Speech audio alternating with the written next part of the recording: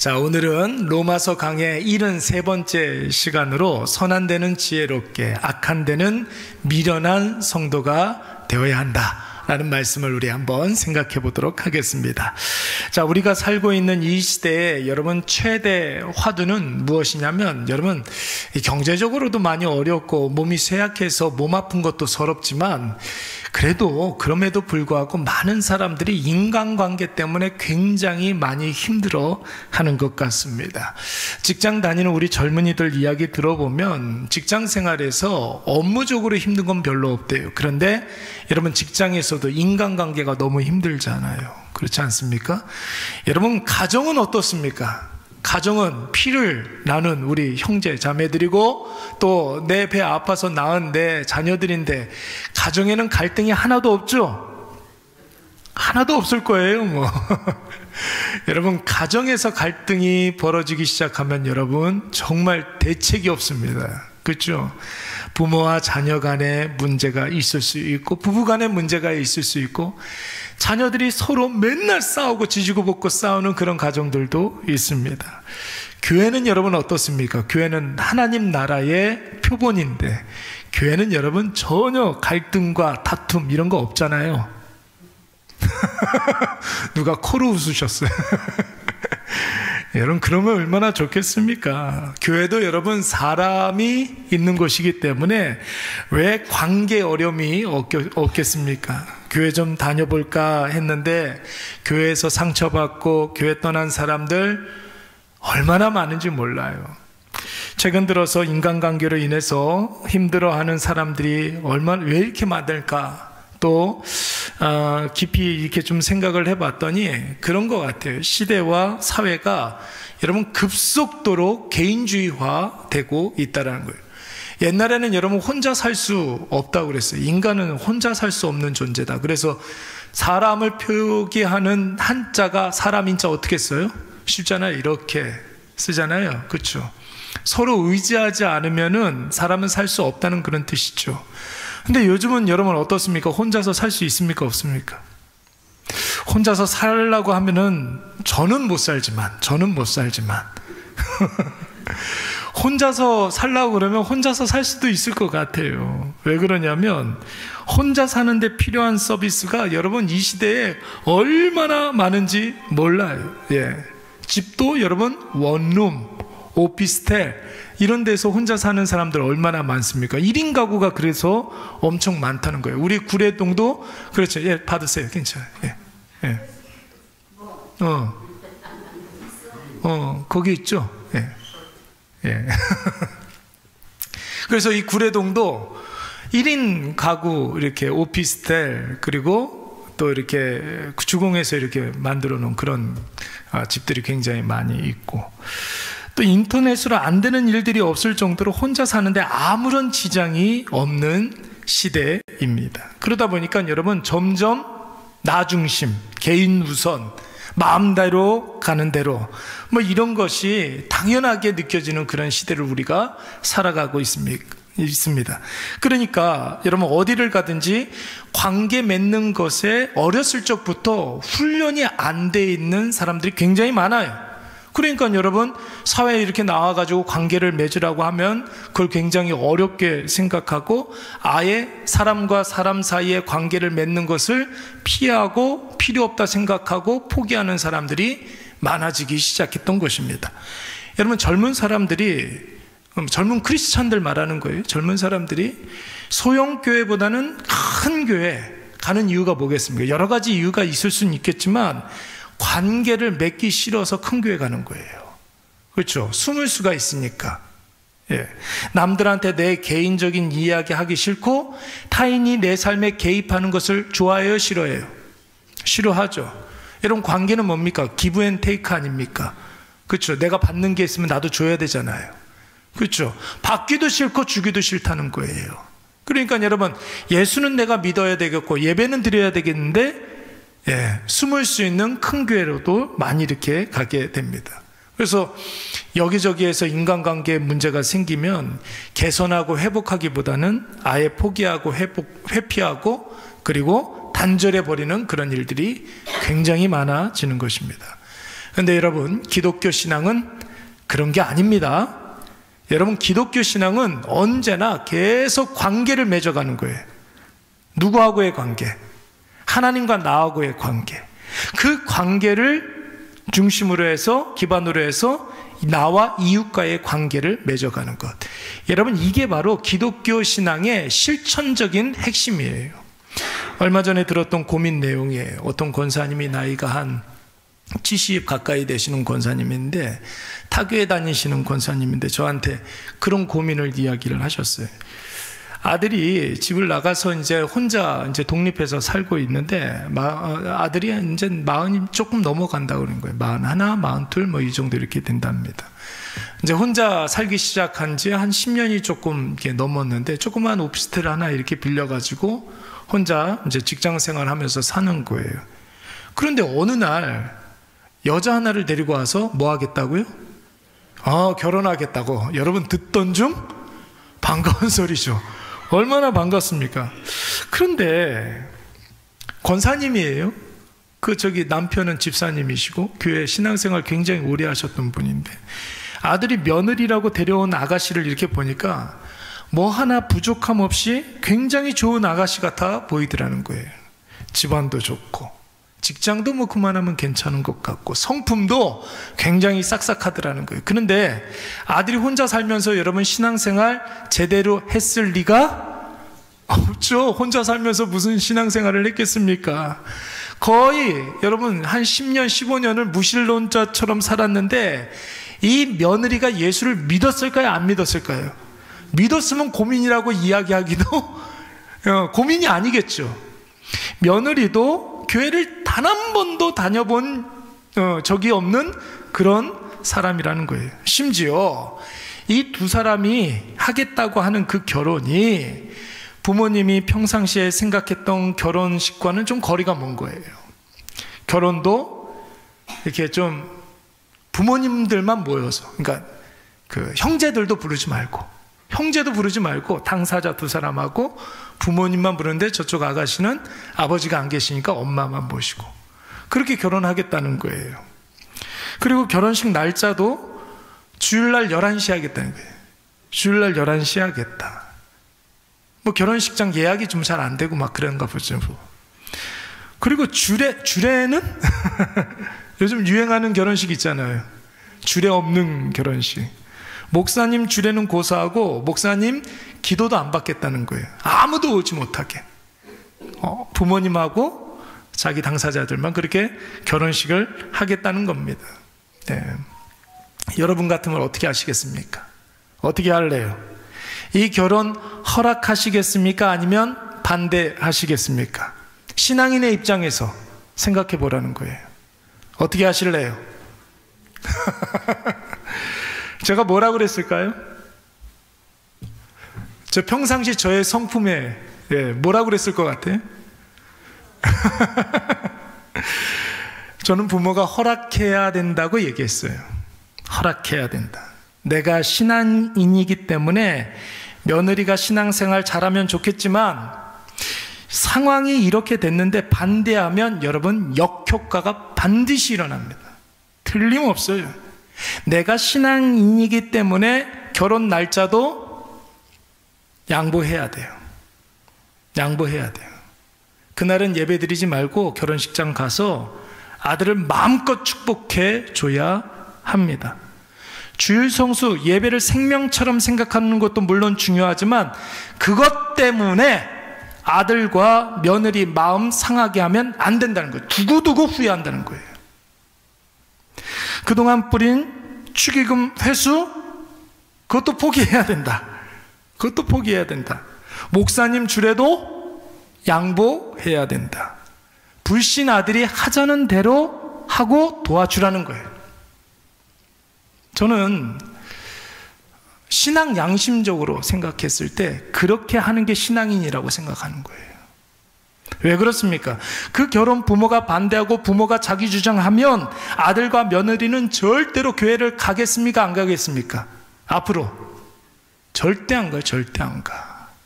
두고두고 원망을 받게 됩니다. 가는 데마다 교회 다니는 부모의 만행을 온 세상에 떠들고 다닐 거예요. 가는 데마다 우리 엄마가 권사님인데, 우리 아빠가 집사님인데, 우리 결혼식 그렇게 망쳐놨어. 이게 말이 돼? 여러분 없는 자리에서, 여러분 없는 자리에서 자기 지인들한테 교회 다니는 사람들의 자기 결혼식 망쳐놓은 그 만행을 가는 데마다 이야기하고 다닐 거예요. 예. 신앙을 갖고 있는 부모라면 불신 아들 지지해주고 위로해주고 그 응원과 위로가 하나님께로부터 온다는 사실을 알게 해줄 의무가 있다는 거예요. 그것이 하나님께 영광 돌려드리는 삶이고, 이 일을 통해서 하나님을 보고 하나님으로 해석하고 하나님을 찬양하는 일이라는 거예요. 지난주에 제가 이야기했잖아요. 그렇잖아요. 내가 신앙인이기 때문에 요즘 젊은 사람들이 예수를 믿을 수 있도록 배려해주고, 예수님이 이렇게 좋으신 분이라는 것을 교회를 단 한 번도 나가지 못한 그 며느리에게 알려줄 수 있어야 돼요. 예수 믿는 사람 처음 만나는데, 여러분 예수 믿는 사람 때문에 자기 결혼 망쳤다고 하면 절대로 교회 안 가요. 사랑하는 여러분, 꼭 기억하시기 바랍니다. 교회에서 상처받으면 치료가 잘 될까요, 안 될까요? 교회에서 상처받으면 치료가 잘 됩니까, 안 됩니까? 성도에게 불신자가 상처를 받으면 치료는 고사하고 복음에 대해서 대적이 되는 거예요. 적을 하나 더 만드는 거예요. 왜 그렇습니까? 두 가지 이유가 있어요. 첫 번째, 교회는 여러분 불신자들이 생각할 때 교회는 여러분 치유받는 곳이라고 생각하기 때문에 그런 거예요. 세상에도 여러분 상처가 있어요. 세상에도 상처를 받죠. 그러나 사람들이 세상에서 받는 상처는 처음부터 당연한 것이라고 생각을 한단 말이에요. 그래서 나름대로 세상에서 받는 상처에 대해서 대비를 해요. 그래서 그 큰 상처가 오더라도 세상에서 받는 상처는 세상이 다 그렇지 뭐 하면서 넘깁니다. 그런데 여러분, 교회는 달라요. 세상에서 상처받고 고통스러운데 교회 가면 치유받고 위로받고 회복될 줄 알고 교회 갔는데, 오히려 세상에서 받은 상처를 똑같이 받으면 방법이 있을까요, 없을까요? 없는 거예요, 여러분. 여러분 보세요. 대형 병원 가서 방법이 없다고 하면 방법이 있는 거예요, 없는 거예요? 큰 병원 갔는데 의사가 이것저것 검사 최첨단의 장비로 검사를 다 했는데 가망이 없습니다. 그럼 방법이 있어요, 없어요? 없어요. 교회 와서 상처를 받으면 그 사람은 절대로 방법이 없는 거예요. 여러분, 우리 법원 재판 몇 번 받아요?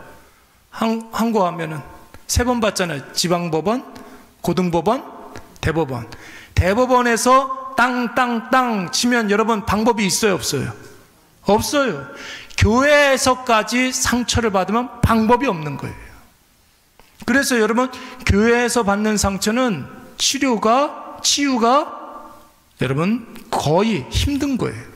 두 번째는 여러분 뭐냐면, 교회에 온 사람들은 일단은 세상에서 입고 지냈던 전투복을 벗고 와요. 교회에 여러분 위로받으러 오지 싸우러 오는 사람이 있습니까? 없죠. 교회에 오는 사람들은 거의 다 위로를 받고 힘을 받고 은혜를 받고 그러기 위해서 오기 때문에 무장 해제된 상태로 오는데, 여러분 받아들이려고 받는 것이 있을 줄 알고 왔는데 위로는 안 주고 공격만 주면 무방비 상태에서 그대로 데미지를 당할 수밖에 없는 거예요. 그렇죠? 기대가 있고 마음의 문도 열려 있고 기대감도 있는데, 보세요. 누가 이렇게 인사를 했는데 인사도 안 받고 째려보고 위아래로 훑어보고 왠지 그냥 날 보고 수군거리는 것 같기도 하고, 그래도 참고 좀 더 다녀보기로 했는데 누군가가 내 뒷이야기하는 것 같고, 없는 이야기 지어서 공격하고. 여러분, 그때는 상처의 강도가 더 크게 느껴지게 되는 것이죠. 여러분, 그때 받는 상처는 이거야 뭐 엄청난 충격이죠. 뭐 다시 교회 가고 싶은 마음이 들까요, 안 들까요? 안 들어요. 여러분들도 아마 다 그런 경험들이 다 있을 거예요. 누가 나중에 교회 가자고 하면 자기가 교회에서 받은 상처부터 이야기하는 거예요. 여러분, 교회 중직자가 교회 가장 큰 리스크가 되는 경우를 본 적이 있습니까? 교회 중직자가 교회 부흥에 가장 큰 리스크가 되는 그런 경우들이 여러분 종종 있어요. 목사님이 교회 부흥에 큰 걸림돌이 될 때가 있어요, 없어요? 목사님이 교회의 가장 큰 부흥에 큰 리스크가 될 때가 요즘 되게 많은 것 같아요. 죄송합니다. 예. 장로님이 새 가족 다 내쫓는 그런 분들도 있을까요, 없을까요? 있죠. 뭐라도 된 것처럼 교회에서 뒷짐지고 거들먹거리고 다니면 여러분, 장로는 보이지 않는 곳에서 일하라고 세워놓은 사람인데 마치 뭐가 된 것처럼 그냥 목에 이렇게 기부수하고 다니고 그러면은 큰일 나는 거예요. 어떤 교회는 교회 가장 시끄럽게 하는 장로님이 전도를 가장 많이 한대요. 제가 실제로 들었던 이야기예요. 교회에 가장 시끄럽게 하고 맨날 교회 다니면서 누구랑 싸우고 저 사람이랑 싸우고 막 혈기 부리고 그러는데 그 교회에서 전도를 제일 많이 한다는 거예요. 자기 일터에 하청 직원들 교회 나오게 해서 새가족 등록카드 쓰겠는데, 여러분, 그 사람들 입장에서 이렇게 보니까 교회에 와서 그 사장님 하는 짓 보니까 그 교회에서 거들먹거리고 어깨에 힘주고 다니고 소리 지르고 다녀. 교회 성도들이 그 교회 성도들의 이야기를 들어보니까 그 사장님 별로 평판이 좋지도 않아. 은근히 사람들이 그 장로님 뒤에서 욕하는 것 같고. 여러분, 이제 막 예수 믿기 시작한 사람들이 얼마나 황당하겠습니까? 교회 나오고 싶은 마음이 들까요, 안 들까요? 안 들죠. 자신은 그 장로님 입장에서 한번 생각을 해보세요. 자기는 전도를 많이 했다고 생각하고 교회에서 전도상도 받았는데, 여러분, 실상은 교회의 부흥에 여러분 디딤돌입니까, 걸림돌입니까? 자기만 몰라요. 자기만 몰라. 사는들 다 하는데. 그래서 오늘 본문 17절 말씀을 한번 보세요. 우리 다 같이 한번 읽어볼까요? 형제들아, 시작. 형제들아, 내가 너희를 권하노니 너희가 배운 교훈을 거슬러 분쟁을 일으키거나 거치게 하는 자들을 살피고 그들에게서 떠나라. 아멘. 여러분, 배운 교훈이라는 건 뭘 말하는 걸까요? 그동안 우리 교회 다니면서 말씀을 배웠잖아요. 배운 교훈이라는 것은 하나님의 말씀을 말하는 거예요. 근데 여러분, 배운 교훈을 거슬렀다라는 것은 말씀을 그동안 많이 들었는데도 불구하고 자기 생각, 자기 경험, 자기 의견 포기하지 못하는 것을 말하는 거죠. 분쟁을 일으키거나 거치게 하는 자들, 뭐예요?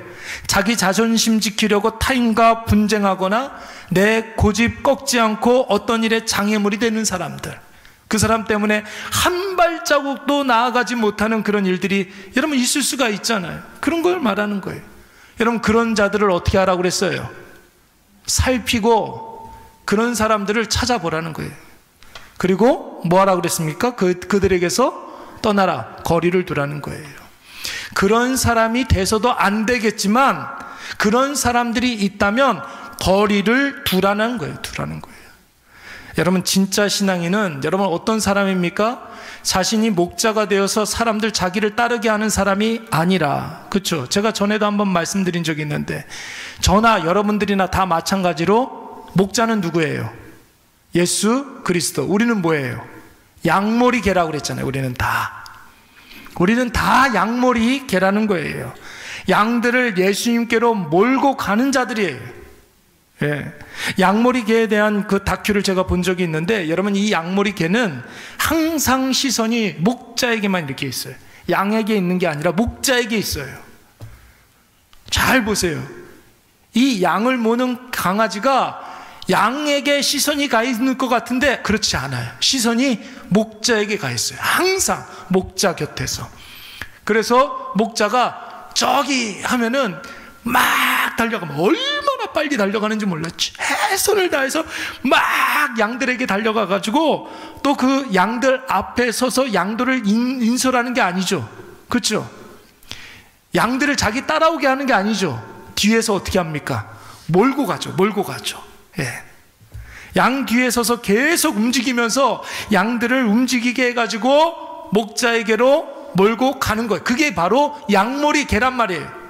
목자 앞에, 양 앞에 선 자가 아니라 양 뒤에 서서 계속해서 움직이게 해가지고 목자에게 데리고 가는 게 바로 양머리 개예요. 때때로 여러분 양들 사이에서도 서열이 있잖아요. 우두머리가 되는 양들, 뿔이 좀 큰 양들, 이런 양들이 때때로 자꾸만 이 양머리 개가 귀찮게 하고 계속해서 짖고 막 그러니까 성질이 나가지고 뿔로 받으려고 그런단 말이에요. 그럴 때는 여러분 양머리 개가 어떻게 하는지 아십니까? 낮게 엎드려요. 낮게 엎드려요. 왜요? 양은 기본적으로 등치가 있잖아요. 낮게 강아지가 이렇게 엎드려 있으면 그걸 받을 수가 없어요. 이게 뿔이 안 닿아가지고 받을 수가 없어요. 그러니까 여러분 양머리 개는 양이 받으려고 그러면 어떻게 한다고요? 낮게 엎드린단 말이에요. 무슨 뜻인지 알겠죠? 우리는 다 목사도 마찬가지고 여러분들도 마찬가지고 다 양머리 개인 줄로 믿습니다. 여러분 교회 안에서 누가 공격하면 어떻게 해야 돼요? 어떻게 해야 돼요? 낮게 엎드리면 돼요. 낮게 엎드리면 돼요. 그러면 공격할 수가 없어요. 여러분 공격하는 거 포기하면 그때 일어나가지고 또 몰고 가면 되는 거예요. 뒤에서. 그게 바로 여러분 양머리 개입니다. 여러분 우리는 다 양머리 개예요.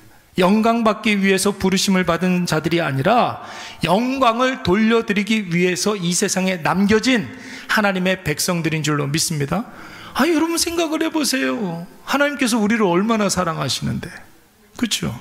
근데 우리에게 예수 믿고 구원받게 해주셨단 말이에요. 그렇죠? 그런데 이 험악한 세상에 남겨두셨어요. 우리를 사랑하고 우리를 구원해 주셨으면 예수 믿자마자 천국으로 쏙 이렇게 올라가면 얼마나 좋아요. 그렇죠? 아니에요? 저만 그렇습니까? 아니 죽음을 경험하지 않고 에녹처럼 여러분 천국으로 싹 불러가면 얼마나 좋습니까? 그런데 이 험악한 세상 가운데 남겨놓으셨어요. 왜 그럴까요? 우리가 해야 할 일이 있다는 거죠. 그게 뭐예요 여러분? 하나님께 영광 돌려드리는 거예요. 내가 영광 받는 게 아니라. 자신은 복음 전도자라고 생각을 하지만 실상은 복음의 방해자인 사람들이 여러분 있어요. 예. 그런 사람들의 특징이 뭡니까?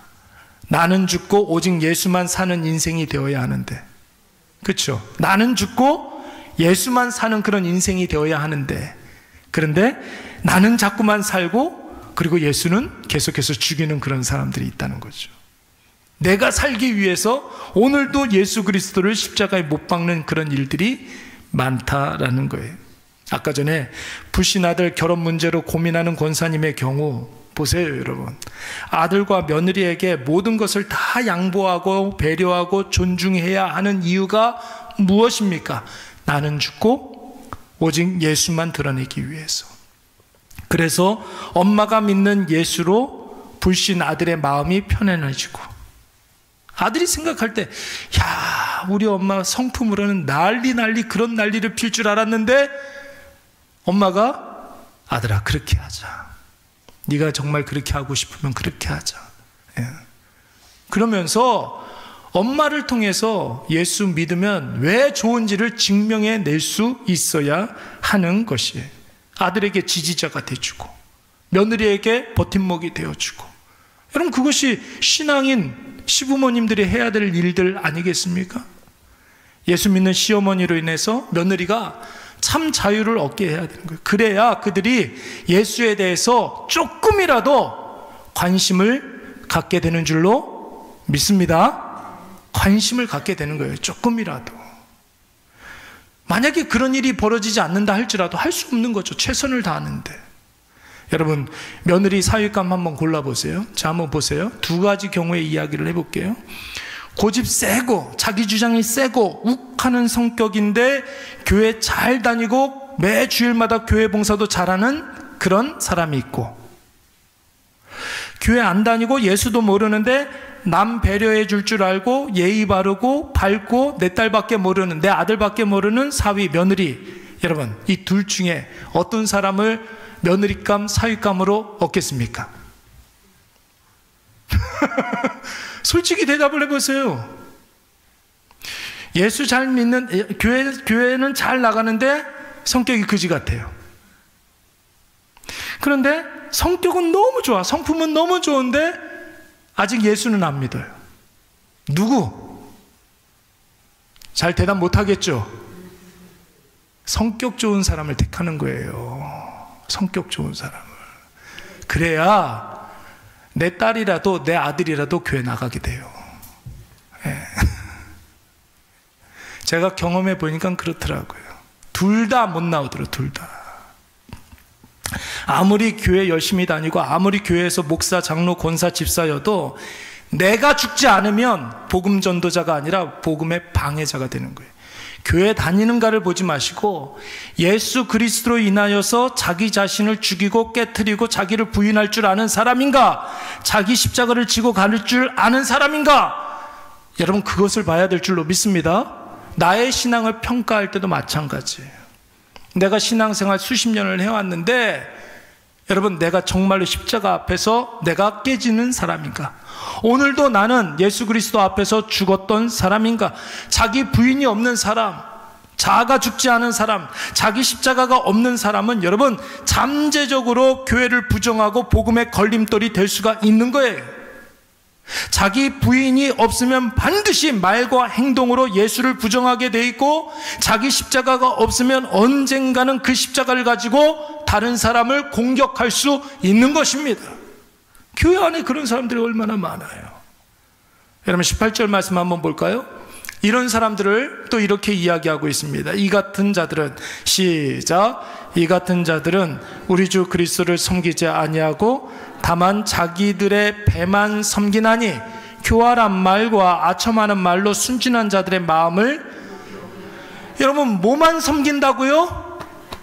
자기 배, 아유 배가 자꾸 나와가지고 큰일 났어요. 자기 배만 섬긴다는 거예요. 나는 죽고 예수가 사는 인생이 아니라, 예수는 오늘도 십자가에 못 박아 죽이고 자기 자신은 하나님 보좌에 앉아있는 사람. 뭐라고 그랬어요? 오늘 여기에서 다만 자기 배만 섬기는 사람이라는 거예요. 유대인들은 사람의 배를 욕심의 장소라고 생각을 했어요. 욕망의 장소라고 생각을 했습니다. 그러니까 자기가 죽지 않는 사람은 욕망을 섬기고 욕심에 사로잡혀서 자기를 둘러싼 모든 것들을 다 자기를 위한 도구화 시키는 그런 사람들이죠. 가족도 나를 위해서 존재하는 사람이라고 생각하고, 이웃도, 자녀도, 직장 동료도, 심지어 예수님도 하나님도 다 자기를 위해서 존재한다고 생각하는 것입니다. 여러분 어딜 가든지 여러분 편 나누는 그런 일들이 있지 않습니까? 어디를 가든지 사람이 있는 곳에는 편 나누는 일들이 있어요. 당을 짓고 편을 나누는 일들을 가만히 이렇게 보면은 여러분 항상 처음에는 누군가가 선동하는 사람이 있어요. 충동질하는 사람이 있습니다. 우리가 여러분 지난주까지 사도 바울의 제1차 전도 여행 생각해 보지 않았습니까? 평상시에는 여러분 서로 교류도 안 했던 사람들이 사도 바울 죽이기 위해서 한 편을 먹어요. 비시디아 안디옥에 있는 사람들과 이고니온에 있는 사람들과 루스드라에 있는 사람들이 여러분 사도 바울 하나 죽이겠다고 서로 결탁을 하게 됩니다. 여러분 이들이 왜 사도 바울을 죽이려고 했습니까? 바울이 증거하는 복음으로 인해서 유대교를 버리는 사람들이 많아졌기 때문에 그러는 거예요. 우상 숭배를 포기하는 사람들이 많아졌기 때문에 그런 것입니다. 자신들의 그러다 보니까 수입이 줄어들게 되고 자신들의 입지가 좁아지게 되고, 그래서 선동하여서 당을 짓고 편을 나눠서 바울을 죽이려고 했던 거예요. 그렇죠. 충동질해서 당을 짓고 편을 나눠서 사도 바울을 죽이려고 해요. 예수님도 마찬가지 아닙니까? 예수님에 대한 인기가 높아지기 시작했습니다. 유대 사회에 예수님에 대한 영향력이 확대되고 있었습니다. 예루살렘의 종교 지도자들은 자신들의 정치적인 입지라든지 종교적인 권위, 경제적 수입이 다 떨어지자 이제 예수님을 죽이려고 했었던 것입니다. 여러분 그 방법이 무엇이었습니까? 교묘한 말로, 간사한 말로 순진한 군중들을 꼬여내서 군중들로 하여금 예수를 죽이라고 소리치게 만들었던 것입니다. 자기들 손에는 피 한 방울 묻히지 않고 군중들을 선동해서 자기들은 죽이지 않고 군중들에 의해서 예수를 죽이려고 했던 거예요. 교묘한 말로. 여러분 18절 하반절 말씀에 뭐라고 그랬어요? 자기 배만 불리기 위해서 교묘한 말로 선량한 사람들을 미혹하는 자들이다, 이렇게 이야기하고 있잖아요. 그러므로 내가 있는 곳에 누군가가 자꾸 남 이야기하면서 자기 편 만들려고 하고 이쪽 편과 저쪽 편을 나누려고 하는 사람들, 여러분 조심하시기 바랍니다.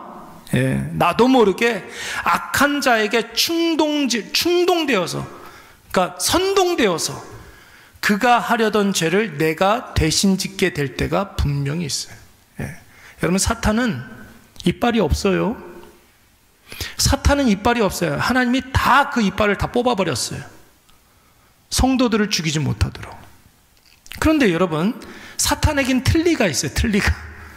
사탄에겐 틀니가 있대요. 그 틀니가 누구예요? 사탄에 의해서 선동당한 사람들. 그 사람들에 의해서 성도들이 죽는 거예요. 사탄은 성도를 죽이지 않아요.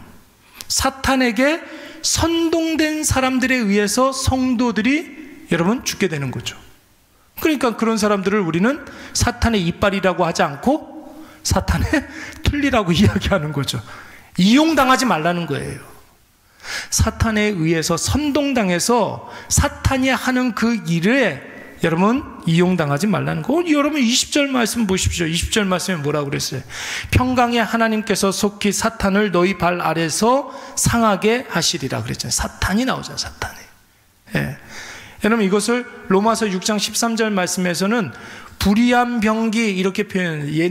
옛날 성경에는 그렇게 불의한 병기 이렇게 나왔는데 요즘 성경은 불의한 무기 이렇게 나와요.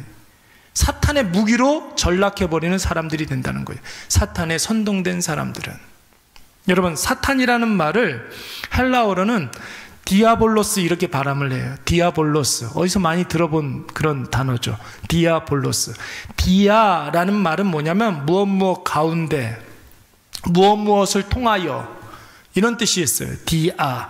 뭐뭐 사이에, 뭐뭐 틈 사이에, 뭐 이런 뜻이 있단 말이에요. 디아는. 여러분 볼로스는 뭐예요? 발로스. 볼로스, 발로스 이렇게 하는데 무엇을 던지다라는 거예요. 뭘 던질까요? 나와 아내 사이에 뭘 던질까요? 이간질을 던지는 거예요. 이게 사탄이에요. 자꾸만 나누어지게 하는 게 사탄이 하는 일이라는 거예요. 분열하고 찢겨지고 나누어지고 이 편과 저 편으로 나눠가지고 서로 욕하고 싸우고 누구 하나 죽이려고 하고, 이게 누가 하는 일이라고요? 누가 하는 일이라고요? 사탄이 하는 일이에요. 여러분 교묘한 말로 당을 짓고 편을 나눠서 서로 의심하게 하고 공격하게 하고. 여러분 하나님과 최초의 사람 간 사이에, 여러분 최초의 사람 누구예요? 아담과 하와. 그렇죠. 하나님과 아담 하와 사이에 여러분 얼마나 사이가 좋았습니까? 죄가 들어오기 전에. 여러분 하나님은 아담과 하와를 사랑하시고 계속해서 은혜를 부어주셨어요. 그리고 지난주에도 이야기했죠.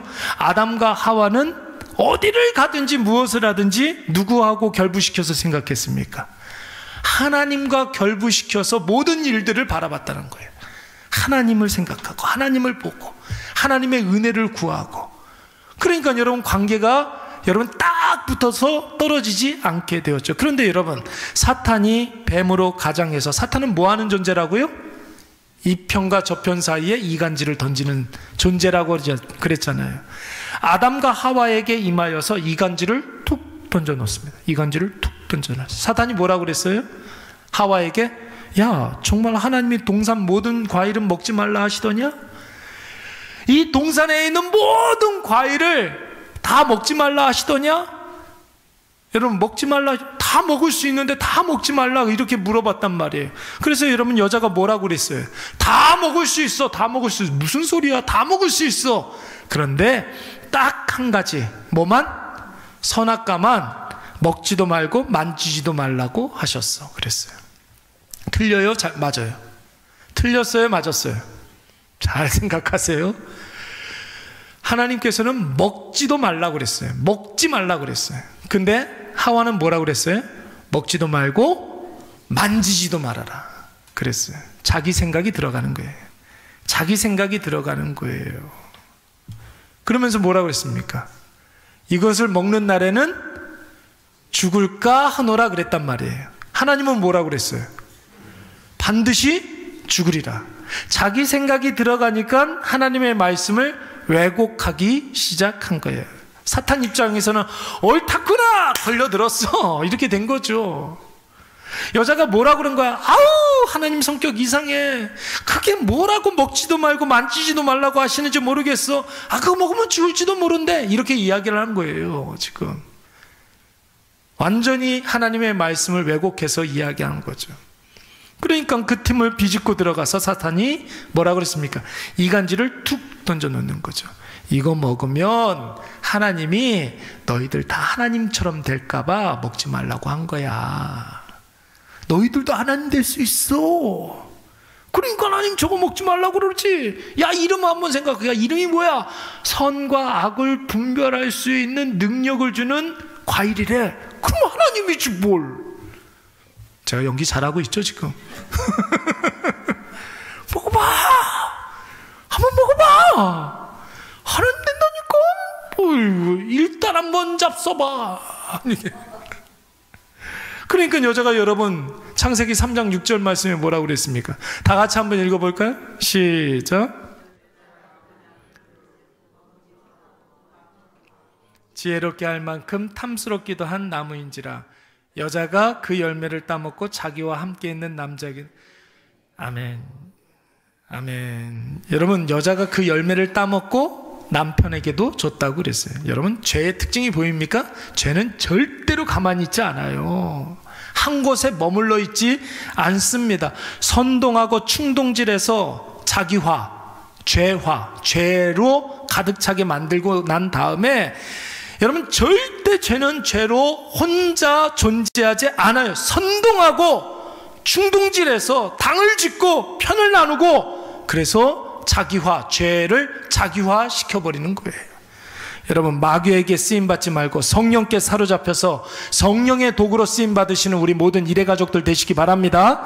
여러분 그래서 베드로전서 5장 8절 말씀에 뭐라고 그랬습니까? 근신하여 근신하라 깨어라.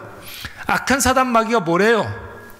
배고파 울부짖고 있는 사자와 같다고 그러는 거예요.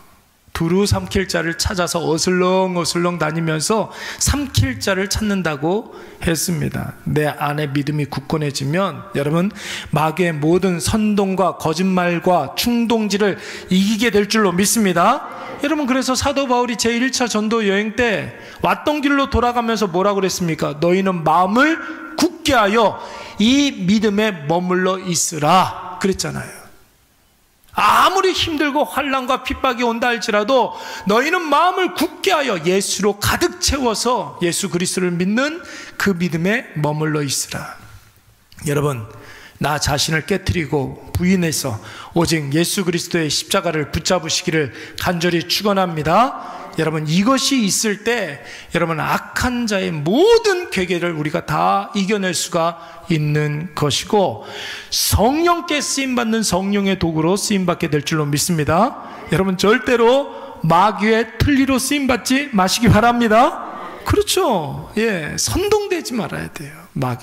마귀는 계속해서 분열시키고 찢어놓고 그리고 당을 짓게 하고 편을 나누게 해가지고 분열하게 해서 무너지게 만든다는 거죠. 오늘 이것을 꼭 기억하셔서 매 순간 성령께 사로잡혀서 성령의 하실 그 일들을 우리가 계속 감당하시고 우리 마음속에 예수로 충만하고 믿음으로 충만하고 은혜로 충만해서 악한 사단 마귀를 다 이기시는 승리하시는 저와 여러분이 되시기를 간절히 축원합니다. 우리 이 시간